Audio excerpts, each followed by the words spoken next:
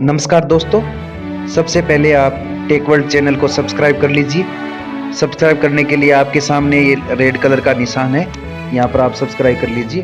Click करने के बाद आपको सामने बेल का आइकन दिखाई देगा, उस घंटी के आइकन पर आप क्लिक कर लीजिए, टिक लगा के यहाँ सेव कर लीजिए, ताकि भविष्य में जब भी कोई नई ट्रिक नई क्लास का वीडियो डाला जाए आपके पास नोटिफिकेशन पहुँच जाए। चलिए दोस्तों, अपनी क्लास शुरू करते हैं।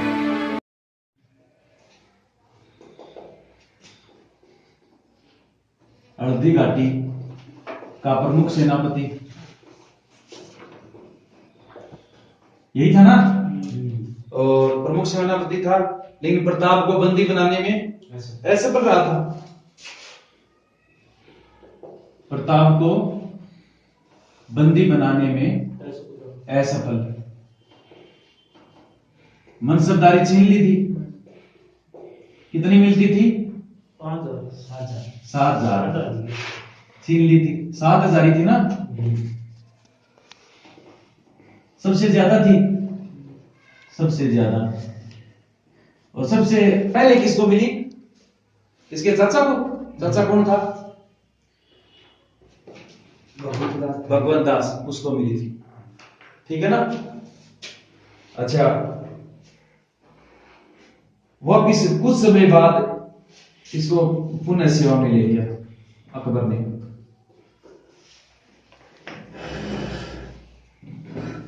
तो यहां पर मानसिंह के घोड़ों को भी शाही दाग से मुक्त कर दिया था ना। घोड़ों को शाही दाग से मुक्त कर दिया। पुनः सेवा में लेने के बाद अब मानसिंह ने क्या किया? दोबारा मानसिंह जब सेवा में आ गया, उस समय मानसिंह ने क्या किया? उसको कई अभियानों में अकबर ने भेजा और सूबेदार बनाकर भेजा। और वो अभियान कौन से थे? बंगाल भेजा, बंगाल अभियान पर भेजा, और बिहार, उड़ीसा, लाहौर, इन सब में सूबेदार बनाकर भेजा। सूबेदार बनाया किसको? मानसिंह को। किसने? अकबर ने बनाया, क्योंकि काफी प्रभावशाली था मानसिंह भी। तो इसके बिना अकबर भी ताकतवर कम हो जाता, तो नाराजगी कुछ समय के लिए थी। बाद में अकबर राजी होकर इसको कई अभियानों पर भेजा।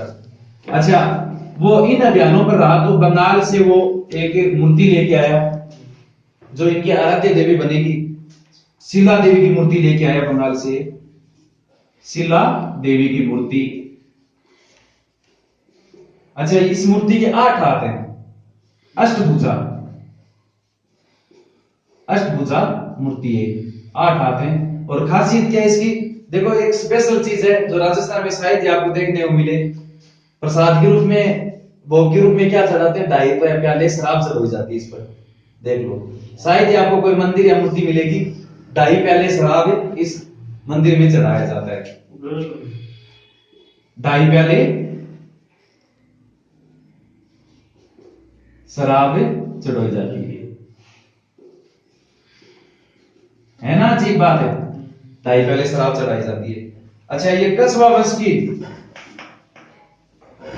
आराध्य देवी है। कुल देवी तो थी जमुआई माता, तो शुरू में मैंने लिखाया था ना। अच्छा, कुल देवी में तो इनके पूरे वंश की, पूरे वंश में पीढ़ी दर पीढ़ी वो उसी की उपासना करते हैं। और आराध्य देवी ये क्या है कि कई शुभ अवसरों पर इसकी पूजा की जाती है। ठीक है ना, ये इनके लिए शुभ थी। कौन सी? ये शिला देवी शुभ है उनके लिए। कछवा वंश की आराध्य देवी, और इसका मेला भी नवरात्रों में लगता है। मेला भी लगता है, वो नवरात्रों में लगता है, क्योंकि कई बार पूछ लिया जाता है। और कहां से लेके आया? बंगाल जब गया था अकबर ने मानसिंह को बंगाल अभियान पर भेजा, हल्दी घाटी के बाद में पुनः सेवा में लेने के बाद, तो बंगाल से शिला देवी की मूर्ति लेके आया। ठीक है ना, मानसिंह लेके आया।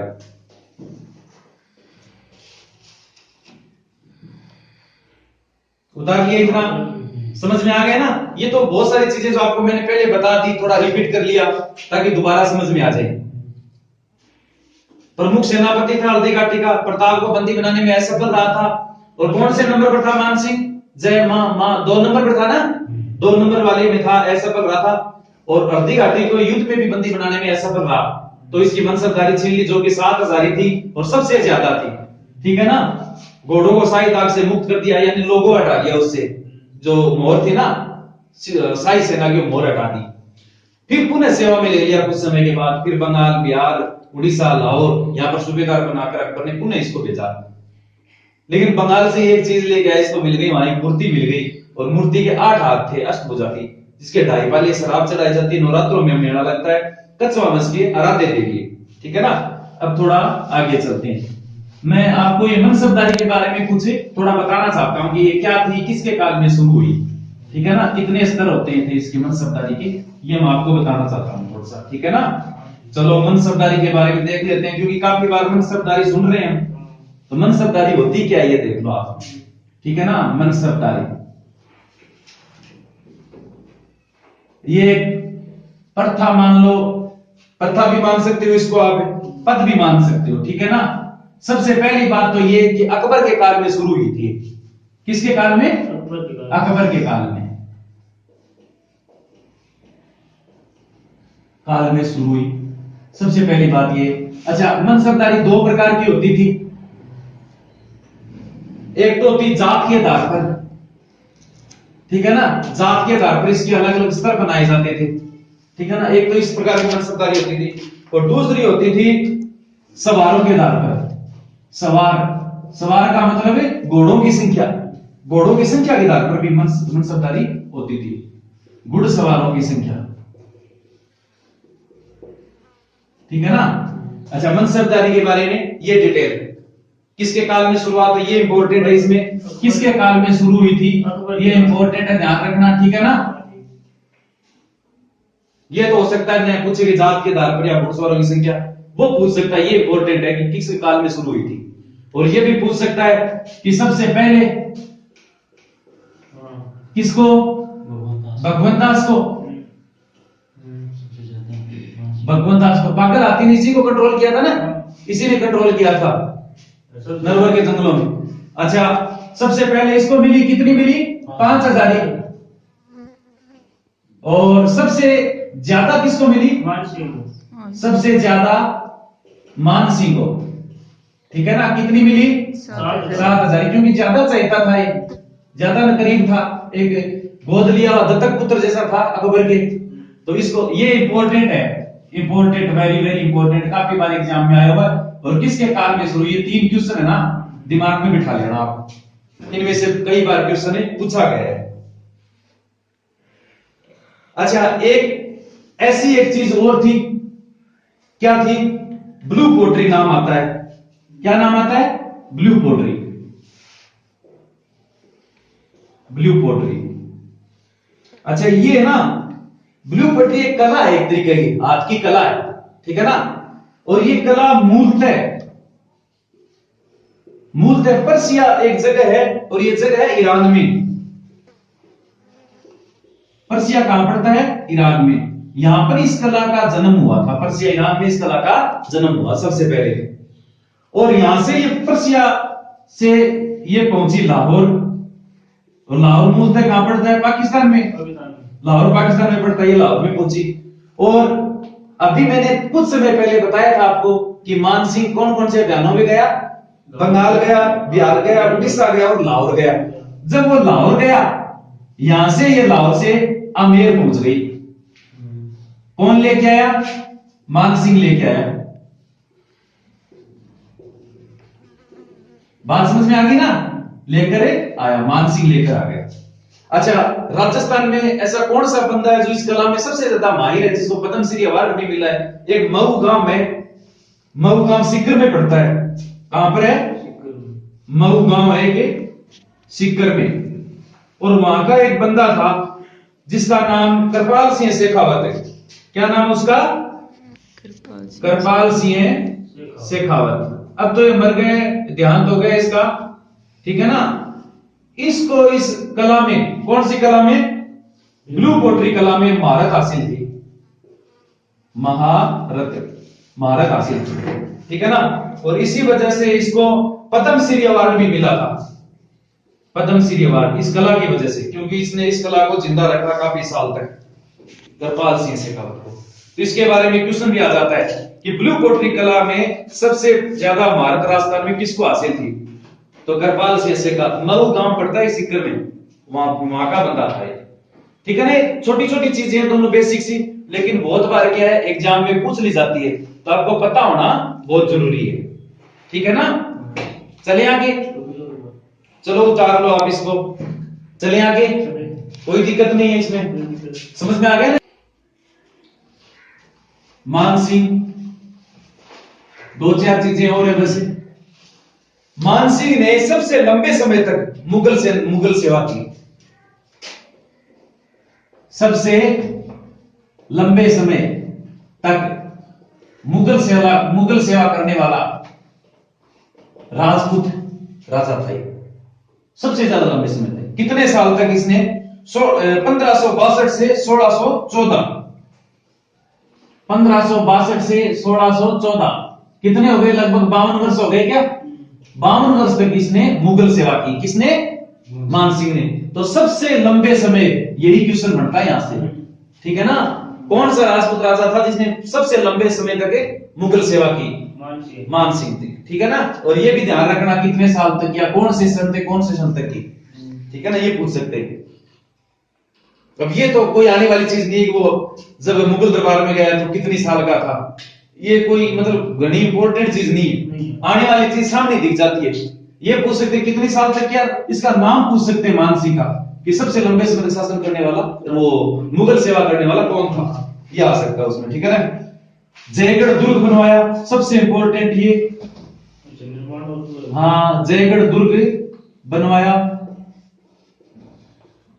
जो तोप डालने का कारखाना था ना यही था, लेकिन इसके बाद में लगेगा, मानसिंह के बाद में अगला राजा आएगा वो लगाएगा। कला तो इसको भी पता थी, इसने शुरुआत की, लेकिन बनाने वाला, कारखाना लगाने वाला अगला राजा होगा। ठीक है ना, जयगढ़ दुर्ग बनवाया, सबसे बड़ी बात। दरबार में हप्पा 12 हेड कवि रहता था इसके, जहां जो आमेर में इनका दरबार था ना, वहां एक कवि रहता था, हप्पा 12 हेड, 12, हाँ 12 हेड। ठीक है ना, हप्पा 12 हेड कवि रहता था। ये पूछ लेते हैं किसके समकालीन है, किसके दरबार में रहता था, ये पूछ लेते हैं कई बार। अकबर व जहांगीर के समकालीन था मानसिंह। इसने अकबर की सेवा भी की और जहांगीर की भी इसने सेवा की, इन दोनों के समकालीन था। हाँ, क्योंकि काफी लंबा टाइम हो गया ना, दोनों के समकालीन था, यानी दोनों जो मुगल राजा थे उन दोनों की सेवा इसने की, दोनों के काल में ये रहा। 1614 वो दिन था, 1614, जगह थी इलजपुर, और इलजपुर पड़ता है दक्षिणी भारत में, दक्षिणी भारत में। यहां पर मानसिंह की मौत हो गई, मृत्यु हो गई। हाँ, मृत्यु हो गई। ठीक है ना, मानसिंह का देहांत हो गया।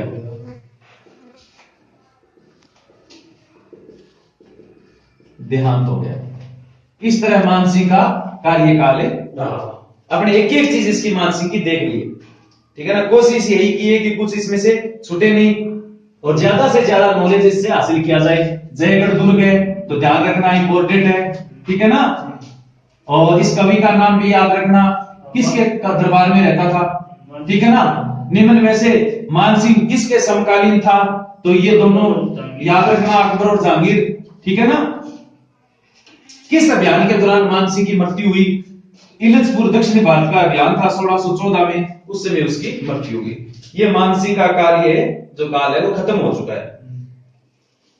अब थोड़ा सा मैं आपको बता दूं, 1623 से 68 तक, 68 तक अब राजा बनेगा जयसिंह प्रथम। हाँ, जयसिंह प्रथम ये राजा बना। अच्छा, इस समय जयसिंह प्रथम के समय, ये जयसिंह प्रथम पहले तो किसके काल में? जहांगीर के काल में। देखो आधे आधे काल में चल रहे हैं, अकबर का काल, जहांगीर का आधा काल हुआ ना, तब मानसिंह का देहांत हो गया, तो आधे काल के बाद कौन बढ़ गया? जयसिंह प्रथम। तो पहले तो जहांगीर के दरबार में रहेगा, पहले तो जहांगीर के पहले, और बाद में जहांगीर का बेटा कौन था? शाहजहां। बाद में शाहजहां।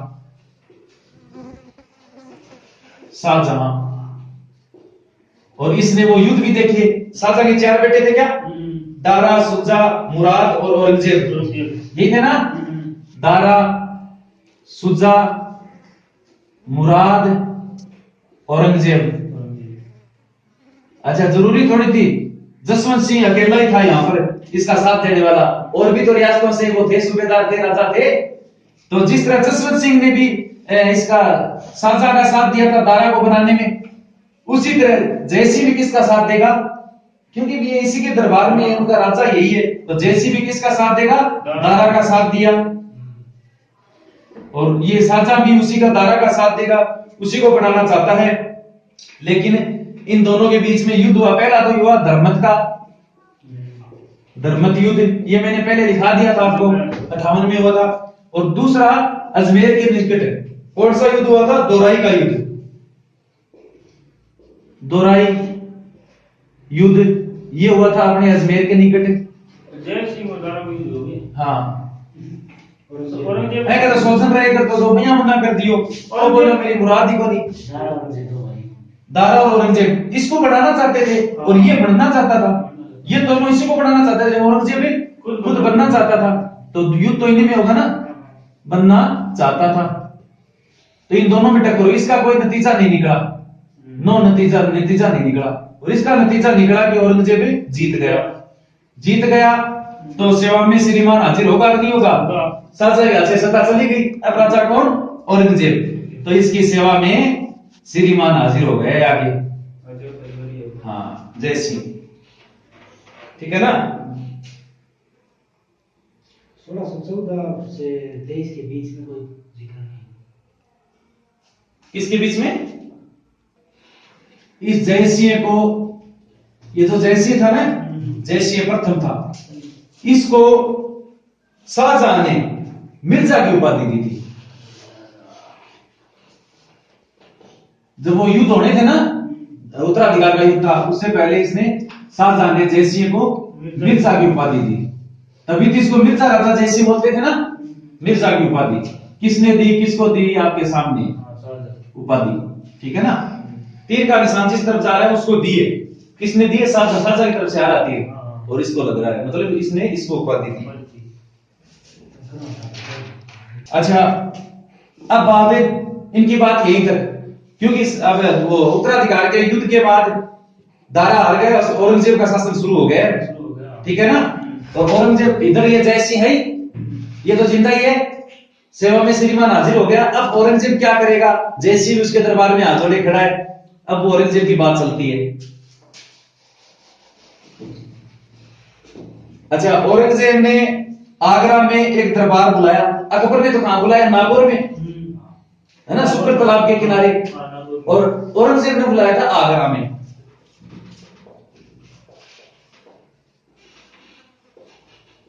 आगरा में दरबार बुलाया।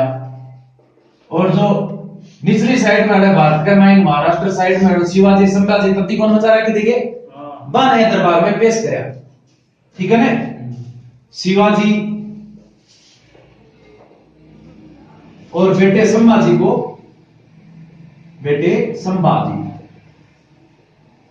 दरबार में पेश किया गया।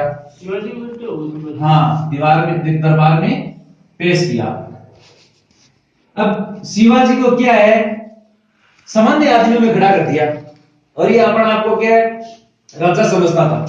इसको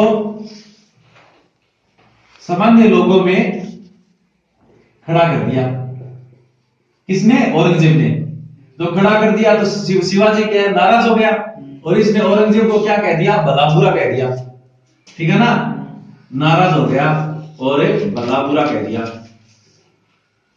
मन में बड़बड़ाई हो गई, सो आदमी हो गए हैं, मन राम लोग हम बड़ो कर दिए, मतलब बादशाह और मेरी इंसल्ट कर दिए। और औरंगजेब ने पता लग गया तो मन में गाली काट रहे, पकड़ के जेल में डाल दो।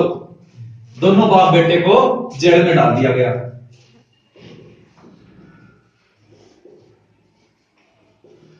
कौन? शिवाजी और संभाजी को जेल में डाल दिया। कुछ दिन तो एक दिन मौको मिल गयो, दोनों बड़ा टोकरी का मैंने बैठ की छिपकी है भाग गया, ठीक है ना। और फिर क्यों कह बेटे में जय सिंह तो एक ने तोरो चार्ज तो जेल जाल को रखो। अब औरंगजेब नाराज क्या पर होगो, जय सिंह पर होगो को नहीं होगो। मैंने आपको इन दो आदमियों को रुखवाड़ी रखने के लिए छोड़ा था, आपने भगा दिया इनको। अब भाग्या आप मौको मिल गयो खाना खोने के टाइम, अपना टोकरी का मैं छुपकी जेड़ू भाग गया औरंगजेब की जेड़ से। अब जय सिंह से नाराज हो जाओ पुणे, औरंगजेब नाराज हो गया, दोनों भाग गए। अच्छा मौका पाकर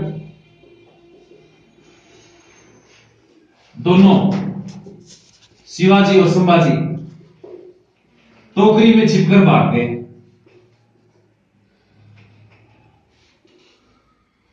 छिपकर भाग गए तो औरंगजेब क्या करेगा? औरंगजेब ने जिम्मेदार किसको माना? जय सिंह को। जय सिंह को जिम्मेदार माना, प्रथम है ना ये जय सिंह, जिम्मेदार है माना, नाराज हो गयो।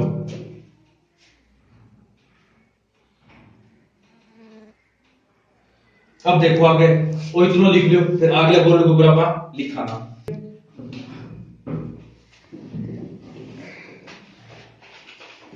दोषी किसको माना? जय सिंह। दोषी माना जय सिंह को, इसको माना दोषी, ठीक है ना। और आदेश दिया किस चीज का? पुण्यबंदी बनाओ। लेकिन जय सिंह क्या है? असफल रहा। वो नाराज किसमें? दोबारा पुण्य बंदी बनाने में, पुण्य बंदी बनाने में असफल रहा।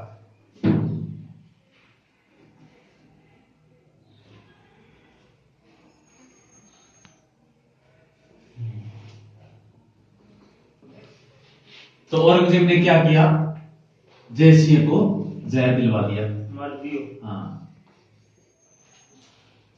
फिर तो मेरे को तो सुन मर गयो। जहर दिलवा दिया तो जय सिंह की क्या है? मृत्यु हो गई। और कहां हुई मृत्यु? बुरहानपुर दक्षिणी भारत में देहांत हो गया 1658 में।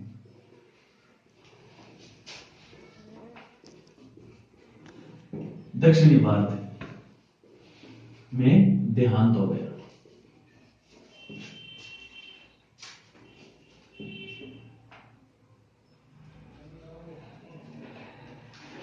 अच्छा मरने से पहले एक काम और कर लिया था इन्होंने कि शिवाजी संभाजी एक जगह बैठा था, ठीक है ना। और कड़े बैठे रहे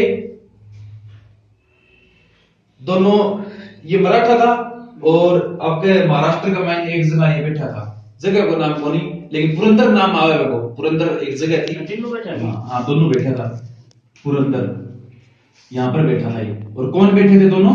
शिवाजी और संभाजी, दोनों बाप बेटे यहाँ बैठा थे। ये तो था पिता और ये था पुत्र, दोनों बैठे थे। अच्छा वो घूम ही रहा था, कौन? मिर्जा राजा जयसिंह को छोड़ रखा था इनके, तो जयसिंह ने इनको घेर लिया। मिर्जा राजा जयसिंह ने घेर लिया, ये सेना ने घेर लिया। घेर लिया तो मजबूर हो गया। मजबूर होने के बाद में आगे एक संधि हुई, जिसे पुरंदर की संधि बोले, पुरंदर की संधि, ठीक है ना। 1665 की बात है, 1665। और वो 58 में मर गयो, तो 65 में संधि क्या करी बताओ? 58 में इसकी मौत हो गई थी।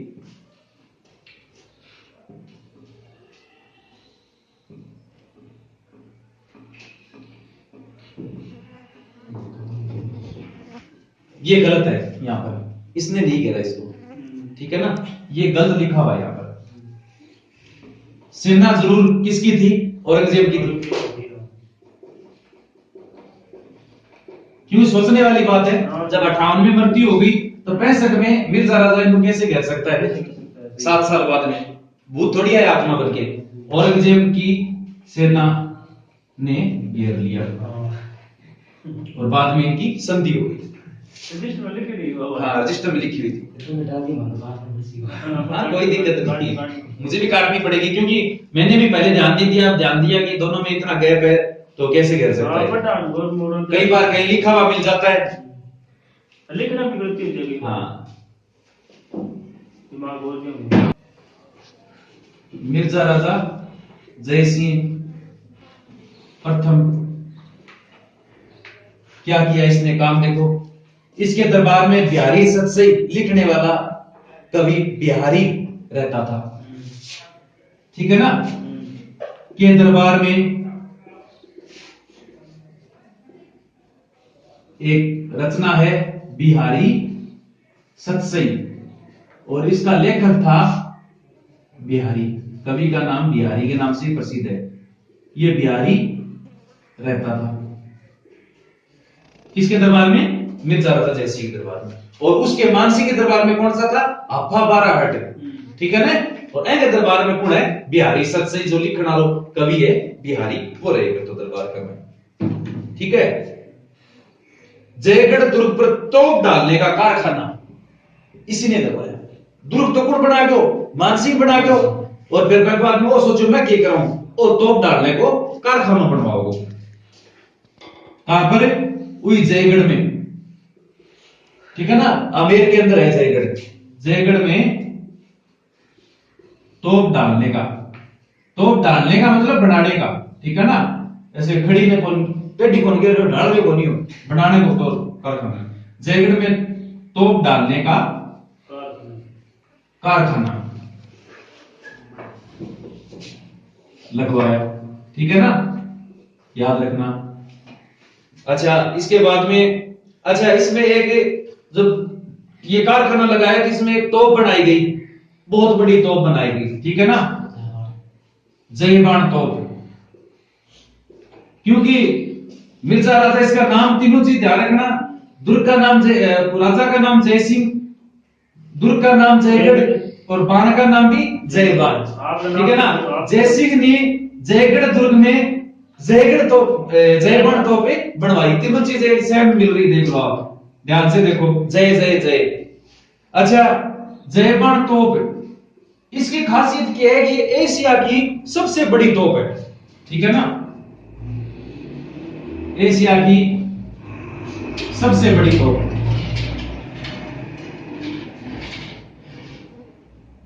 एक बार चली है आज तक जिंदगी में, एक बार चली, हाँ चलाई गई। इसको बनाने से फायदा क्या? और इसका घोड़ा चाकसू, अपने जयपुर में ना चाकसू है नजदीक में, आमेर के कुछ किलोमीटर दूर है, वहां पर घोड़ा चाकसू में जाकर गिरा। और जहां घोड़ा गिरा ना, वहां घोड़ेराव तालाब बन गया, जो आज भी है, ठीक है ना। और घोड़ेराव तालाब बन गया, यानी वहां पर खड्डा हो गया, जहां पर बारिश में पानी इकट्ठा हो जाता है, इतना बड़ा खड्डा हो गया। तो आप सोच लो कितनी खतरनाक तोप थी।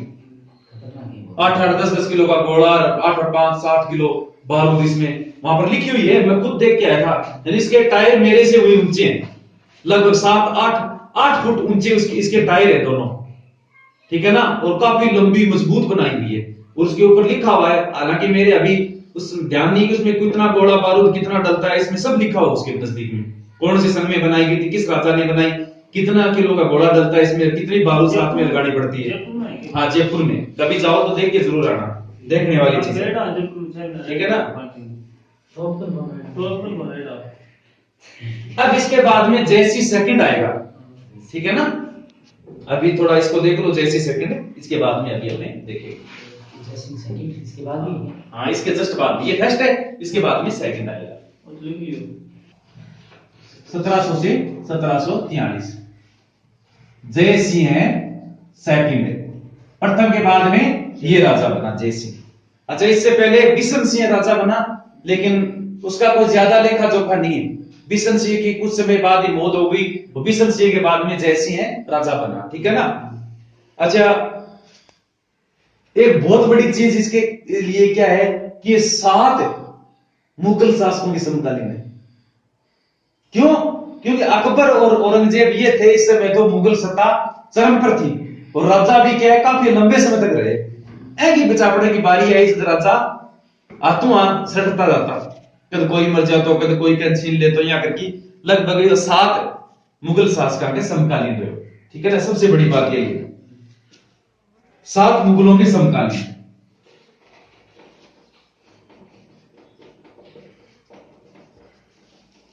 अब 7वां का नाम लिखा दूं थाने, थोड़ा सा 2-4 पर देखोगा इधर थारे याद हो जाना कौन कौन था 7वां। पहले तो औरंगजेब ही हो, ठीक है ना, असली बागड़ दिलो। फिर बहादुर शाह प्रथम बने थे ना औरंगजेब के बाद में। पहला तो कौन था? औरंगजेब। औरंगजेब के बाद में बना बहादुर शाह प्रथम, ठीक है ना। इसके इस बाद में बना जहांदर शाह। कौन बना? जहांदर शाह। जहांदर शाह ये बना। और इसके बाद में बना फर्रुखसियर। फर्रुखसियर ये राजा बना। और फर्रुखसियर के बाद में बना रफी उद दर जात। नाम भी 2 रहता है। रफी उद दर जात ये बना। और 6 नंबर पर बना रफी उद दौला। रफी उद दौला, ठीक है ना, ये बना। पता नहीं पूरे परिवार को नाम है कि एक को नाम है रफी उद दौला। और 7 नंबर पर बना रोशन अख्तर, ठीक है ना, जिसको मोहम्मद शाह रंगीला भी बोलते थे। रोशन अख्तर, इसको मोहम्मद शाह रंगीला भी बोलते थे। मोहम्मद शाह रंगीला, हाँ, ठीक है ना।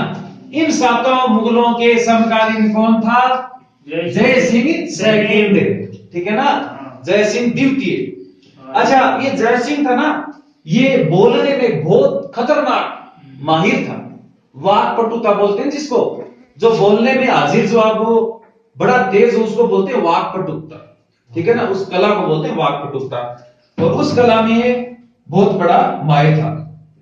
कौन है? जय सिंह।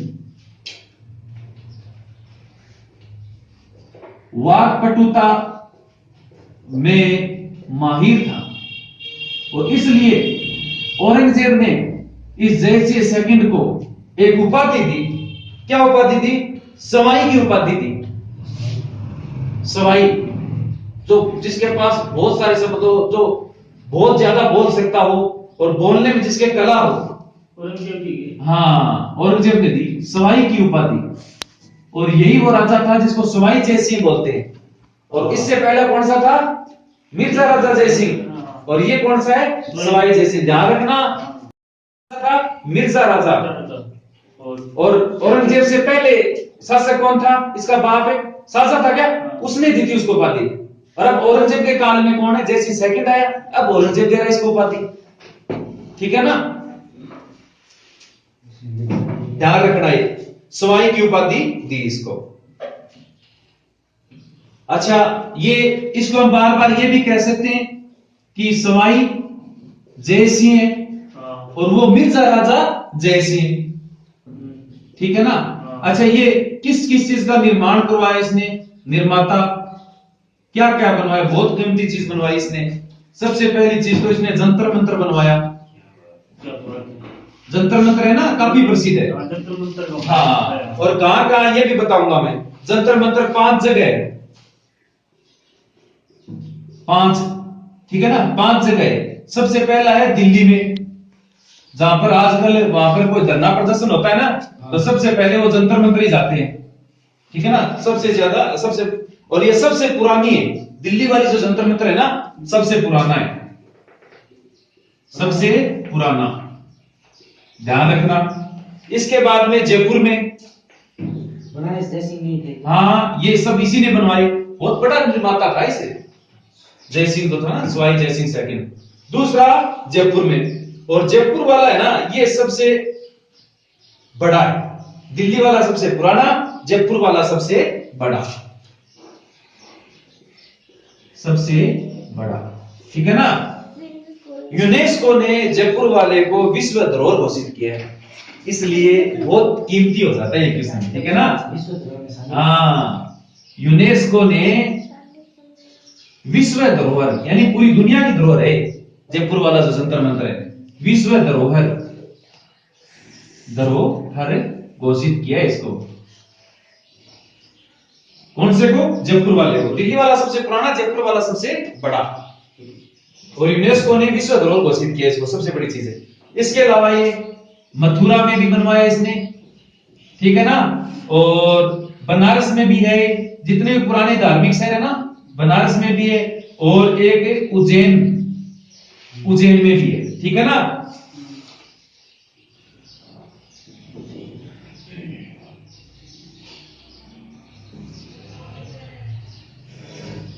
ये हो गए। अच्छा, क्या काम करते थे इससे? ये क्या काम आती थी? अच्छा, जंतर मंतर को आप, मैं 2-3 नाम और बोल सकता हूं इसके नाम, ताकि आप समझ जाओगे। नक्षत्रों की शुद्ध सारणी, नक्षत्रों की शुद्ध सारणी तैयार की जाती थी इससे। नक्षत्र जानते हो ना, ये कुंडली वगैरह ये बनाते हैं, उनकी शुद्ध सारणी इन जंतर मंत्र के आधार पर तैयार की, इनसे तैयार की जाती थी। या वेदशालाएं,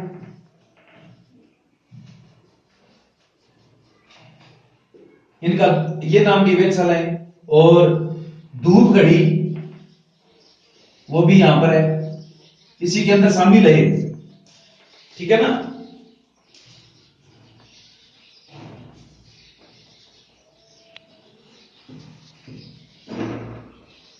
इसी को, या मान लो इसी को जंतर मंत्र कहते हैं सभी को, पूरे को, ठीक है ना। तो जंतर मंत्र में क्या क्या है? नक्षत्रों की शुद्ध सारणी, वेदशालाएं, धूप घड़ी, ठीक है ना, ये सब क्या है? जंतर मंत्र है। ये चीजें उसके अंदर है जंतर मंत्र में।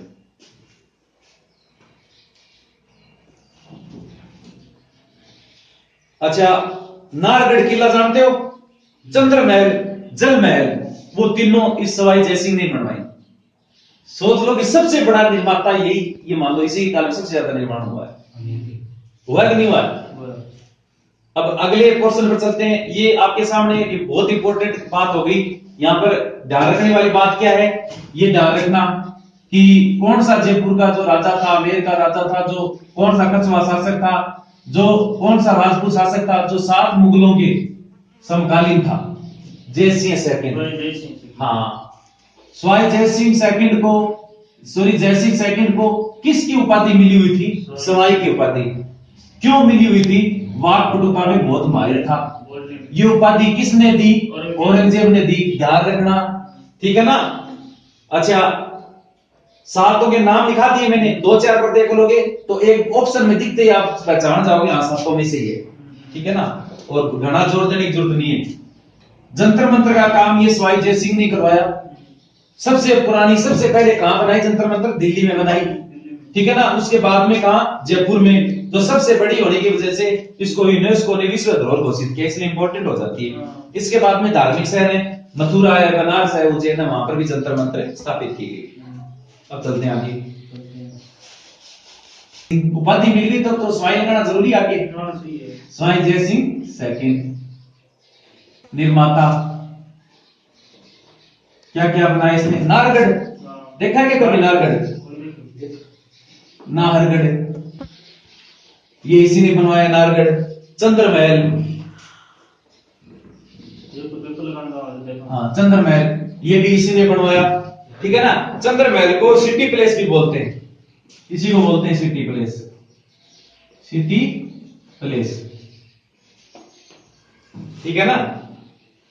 और जल महल, जल महल, ये जल महल है ना, आमेर जाते हैं ना, तो आमेर से थोड़ा सा पहले आता है। देखो चारों ओर पूरा तालाब है, तालाब के बीच में एक व्हाइट कलर का महल बना हुआ है, पूर्व में पानी है चारों ओर, और बीचों बीच बना हुआ है, देख लो। और कितनी सालों से बना, वैसा वैसा पड़ा है। बस में जाते हैं ना, आमेर जाते हैं, तो आमेर से थोड़ा सा पहले आता है इस साइड में जल महल। ये सब इसी ने बनवाए थे। 18 नवंबर 1727, 18 नवंबर 1727, ये वो कीमती दिन था, ये वो इंपॉर्टेंट दिन था तो उसकी मर्जी जब नई तो क्या हो? जयनगर बसाया। जयनगर कौन सा? जयपुर बसाया। ये लो जयपुर तो अब बना है, सांगानेर वगैरह ये तो बहुत पहले की बसे में है। जयपुर की स्थापना 1727 में, ध्यान रखना। अब किसके हाथों से बसाया गया? वास्तुकार कौन था? अच्छा, जयपुर की वास्तुकला है ना, वास्तव में बहुत बढ़िया है। पूरा शहर यानी 200 फीट की चौड़ी सड़कें हैं जयपुर में, 200 फीट। मायने रखते हैं इतने बड़े शहर में। विदेशी पर्यटक देखने क्यों आते हैं? क्योंकि एशिया का ये एकमात्र ऐसा शहर है जिसकी बसावट बहुत सुंदर है। एशिया का एक वास्तुकला बहुत सुंदर है जयपुर की बसावट है। यानी 200 फीट रोड होना मामूली काम नहीं है कोई, ठीक है ना। अच्छा, वास्तुकार, जयपुर का वास्तुकार था, वो एग्जाम में कई बार पूछा गया है। विद्याधर भट्टाचार्य बंगाल का था थे। विद्याधर भट्टाचार्य बंगाली था, ये बंगाल का। हाँ, ये वास्तुकार था। ब्राह्मण होता था, ब्राह्मण था ये, ब्राह्मण। विद्याधर भट्टाचार्य ब्राह्मण था और बंगाल का था। इसने जयपुर की वास्तुकला का जो वास्तुकला का जो डिजाइन है, कैसे किस तरह क्या करना है, कैसे बसाना है, वो इसने विद्याधर भट्टाचार्य ने फिक्स किया था। अच्छा, नींव का पत्थर पुंडरीक रत्नाकर के हाथ से रखा गया।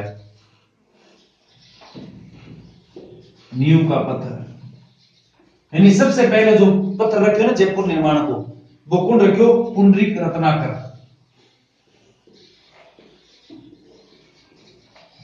पुंडरीक रत्नाकर, ये दोनों इंपॉर्टेंट है, वेरी वेरी ध्यान रखना।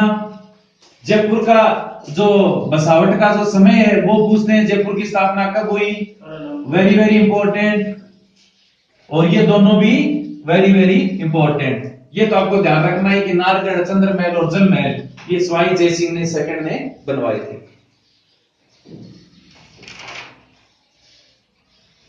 अच्छा, ये सवाई जयसिंह था ना, ये अंतिम ऐसा राजा था जिसने पूरे हिंदू रीति रिवाज से अश्वमेध यज्ञ करवाया था।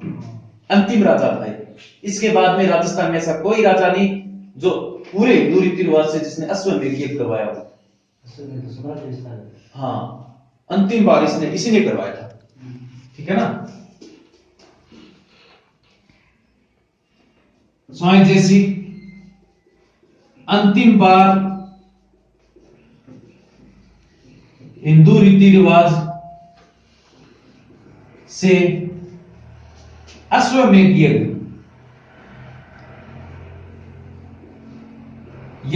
अश्वमेध यज्ञ करवाया इसने। और इसमें इस यज्ञ में जो पुरोहित था वो कौन था? यही ऊपर वाला पुंडरीक रत्नाकर। पुंडरीक रत्नाकर, उस यज्ञ का जो पुरोहित कौन था? करने वाला पुंडरीक रत्नाकर, जो जिसने जयपुर के नींव की पत्थर रखा था अपने हाथ से, यही था पुरोहित।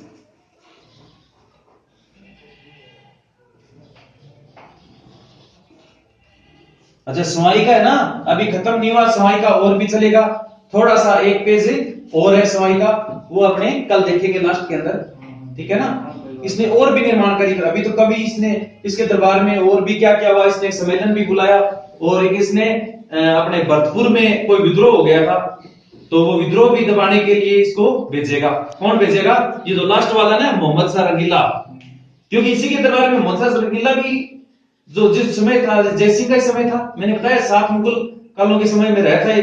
तो मोहम्मद शाह रंगीला जो लास्ट वाला था, वो उस विद्रोह को दबाने के लिए इसी को भेजेगा, जयसिंह को, ठीक है ना, अंतिम बार। और वो विद्रोह दबा भी देगा ये, ठीक है ना, कोई सेटिंग वेटिंग करके, वो कल देखेंगे अपने। हेलो नमस्कार दोस्तों, आपको वीडियो कैसा लगा, ज्यादा से ज्यादा आप नीचे लाइक कीजिए, कमेंट कीजिए और सब्सक्राइब कीजिए नीचे। और सब्सक्राइब करने के बाद आगे घंटी का निशान है उसको क्लिक कर लीजिए, ताकि मैं जैसे भी क्लास का और नई नई ट्रिक का वीडियो अपलोड करता हूं तो आपको पता चल जाए। ठीक है दोस्तों, अपने जितने भी दोस्त हैं, सहपाठी हैं, फेसबुक चैनल है, उन सब पर हमारे इस वीडियो को शेयर कीजिए और ज्यादा से ज्यादा लाइक कीजिए। जय हिंद।